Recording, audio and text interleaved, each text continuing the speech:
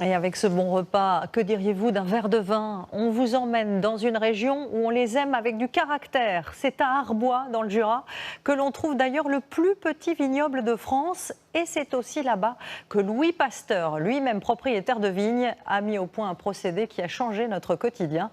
Didier Pireschi et Bichente Akala.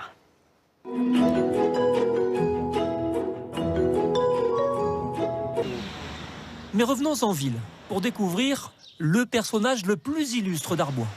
Louis Pasteur est présent à chaque coin de rue. On peut même y visiter sa maison.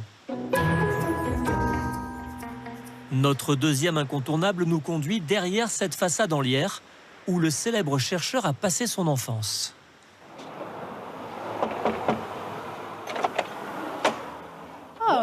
Bonjour, bienvenue dans la maison de Louis Pasteur. C'est ici donc. C'est ici, c'est la seule maison qu'il ait possédée au cours de sa vie. Donc chez Louis Pasteur, on entrait directement dans le salon.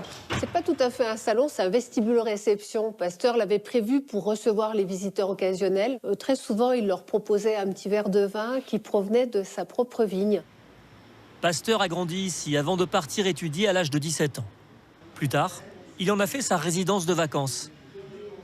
Le lieu est aujourd'hui figé dans le temps. Le mobilier, les objets du chercheur sont conservés comme des reliques. Alors on arrive. Et ben voilà le laboratoire. D'accord. Voilà le temple. C'était évidemment sa pièce favorite.